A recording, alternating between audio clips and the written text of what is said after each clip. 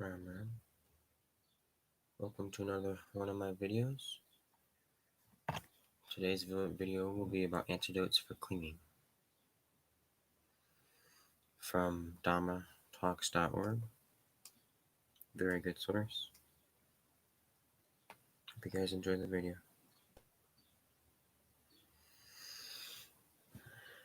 There are some places in the Pali Canon where the Buddha says that the 5 aggregates are stressful, and others where he says the 5 clinging aggregates are stressful. It's important to notice here that he's talking about 2 different kinds of stress. The sense in which the 5 aggregates are stressful is related to stress in terms of the 3 characteristics.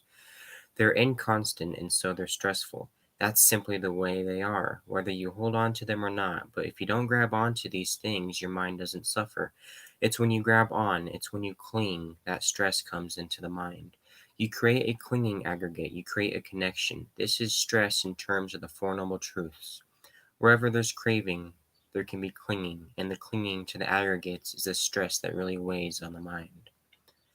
When we practice our main focus on the stress and the Four Noble Truths, the stress that weighs on the mind, if you don't cling to the things that are stressful, then they can be as stressful as they want, but the stress doesn't come in and weigh you down. It's like picking up a heavy object. If you just leave it there on the ground, it doesn't weigh you down. It weighs the same whether you pick it up or not. When you pick it up, it's 50 pounds. When you leave it on the ground, it's 50 pounds. The difference is that the 50 pounds is suddenly on the top of you when you pick it up, and that's when you suffer. That's precisely the stress the Buddha is focusing on. That's the important one to notice.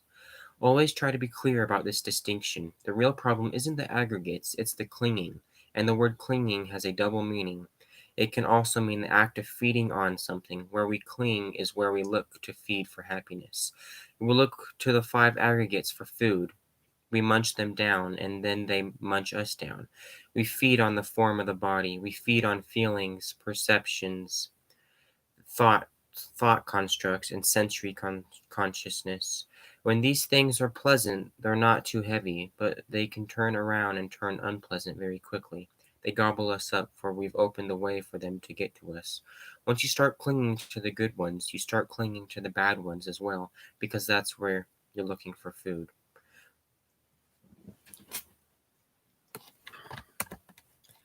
So it's important to understand clinging so that you can put an end to it. As the Buddha said, there are 4 kinds. There's sensual clinging, clinging to views, clinging to habits and practices, and then clinging to the doctrines of self.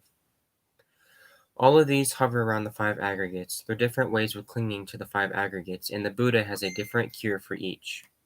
Sometimes you hear that the deepest, most underlying form of clinging is a sense of self, identity, that you build around things. If you learn how not to have any sense of self-identity, there you are, you've taken care of all the other forms of clinging. Sometimes you hear that clinging to views is the basic form of clinging. If you can deconstruct all your views, you'll be done with all the other forms of clinging as well. So you reason your way to seeing how you can't say that things exist, you can't say that things don't exist, or both, or neither. They're empty. That means that your central desire is empty, your habits and practices are empty, your doctrines of the self are empty.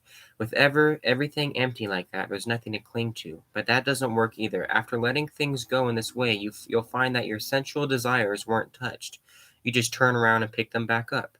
So you have to realize that each kind of clinging has its own antidote.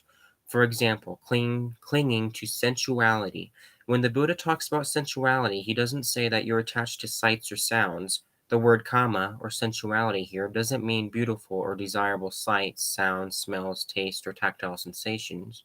It means the plans and temptations you have around these things. That's what we're really focused on. We're all attached to the ideas we have of things we want, wanting them to be a certain way to give us pleasure.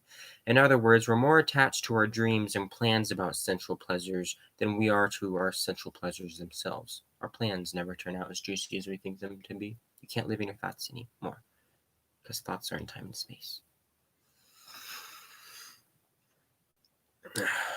In other words, this is simple enough to see. If you find your central desire thwarted in one area, you turn around and focus it on something else. The desire is what we cling to. We cling to the plans we make for sensual pleasure. And what are these plans like? For the most part, they're pretty one-sided and sketchy. Say you have designs on somebody else's body. When you think about the person's body, there are only certain details that you think about, a lot of details you don't want to think about at all. Or when you think about a particular relationship, you think about only certain aspects of the relationship and not about others. So the antidote here is to broaden your view, to see that your pursuit of pleasure in this way carries a lot of pain along with it. When the Buddha talks about the drawbacks of sensuality, he starts with the fact that in order to lead a sensual life, you've got to work. The work in and of itself is painful and wearisome. You work and work and work to build up wealth. Sometimes you gain it, sometimes you don't. Even when you do gain it, there's the fear that, as he says, thieves and kings will steal it. I like the way the Buddha always mentions kings and thieves in the same breath. Water might wash it away, fire might burn it, hateful hearers could take off with it. That could easily happen to your wealth. And as the Buddha points out, it's over sensuality that people fight. Parents fight with their children, children fight with their parents, brothers with sisters, sisters with brothers, husband with wife, wife with husband. And not just in the family. There are wars over sensual pleasures as well because we need to take wealth to pay for our passions, which are far greater than all the wealth in the world. That's how we end up going to war. The Buddha goes down a long list of all the pains and sufferings tied up with this pursuit of our dreams of sensuality. So, as you look at the pursuit of sensuality in its entirety, you realize how much pain and suffering it involves. You don't have to look too far. This contemplation we have of the requisites every day, thinking about food, clothing, shelter, and medicine, just the fact that we have body makes us a burden on other people. So, think about that. Every time your mind starts spinning a web of sensual desire, tell yourself, if you're going to spin a web, spin the full web. Try to encompass the whole picture. Like the daydream that Ajahn Lee reports in his autobiography, from the time he was planning to disrobe. At first, it starts out really nice. He even gets a nobleman's daughter for his wife, but then the reality principle starts kicking in. Eventually, because she's a nobleman's daughter, she's not up to the hard work that required in marrying a pheasant's son. She dies and leaves him with a child to raise. He gets his second wife, and she has a kid of her own and starts playing favorites, abusing the first kid, and so on down the line. When we bring in reality like this, it helps cut through a lot of our delusions around sensuality, a lot of our attachment to sensual design, sensual plans, sensual dreams. For those that are single, remember that paragraph. It's the same. You can go both ways. Or you can contemplate the body in all its parts. You can think of a beautiful body, but when you think of the parts inside, you say, what? Just a few micrometers below the skin, there's all this other stuff, and it's inextricable connected with the things you like. Suppose you lust for somebody. You don't like the idea of their intestines, but you took their intestines out. Would you like that person without any intestines? It's not worth taking out either way, with or without liver, with or without a stomach. Overcome lust, masturbation, etc. by thinking of the inner intestines. What's underneath?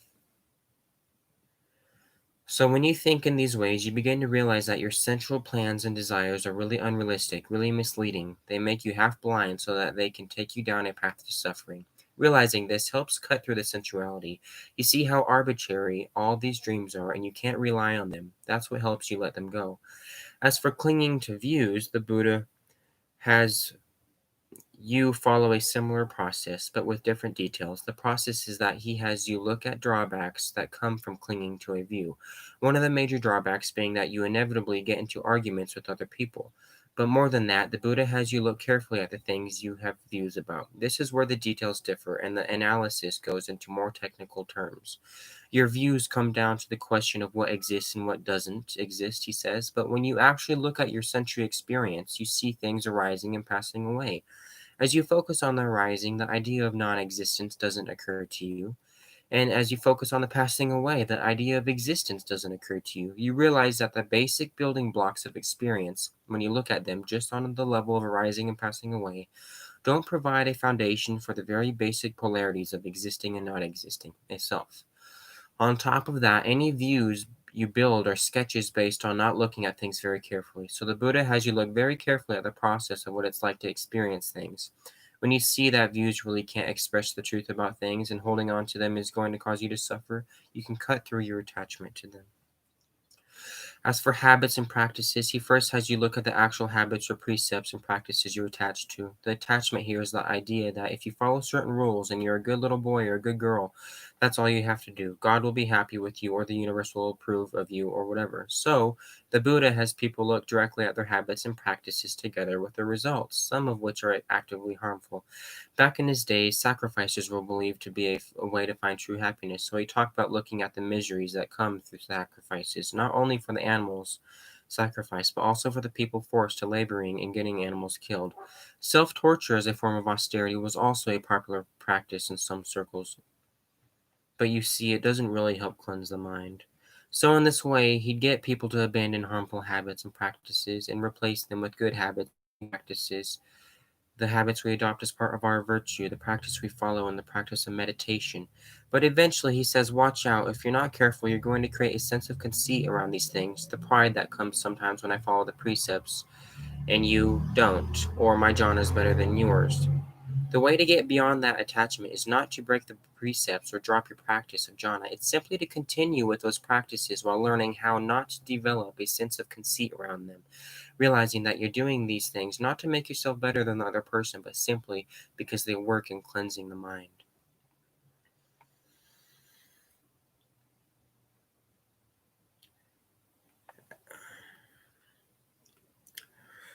Buddha has you look at things simply in terms of the Four Noble Truths. Where is stress arising? What is the cause of that stress? What's the path to end of that stress? As you divide up your experience in those terms, the whole issue of who you are and who you are not just gets put aside.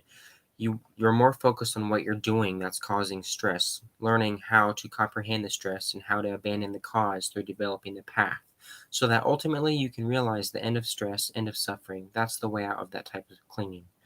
So when you find the mind clinging, weighing itself down with its attachment to the aggregates, try to be clear about exactly which kind of clinging you're suffering from and what the antidote is.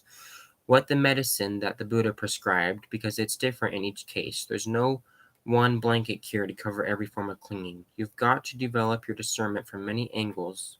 Essentially, every approach involves seeing things in terms of being inconstant, stressful, and not self. But those principles get applied in different ways for each type of clinging. So try to keep this list of medicines in mind and apply them as appropriate. The way you put yourself in a position where you're living in a world that's stressful, but you're not pulling stress inside. You can live surrounded by inconsistency, stress, and not self, but not suffer from it. Amen.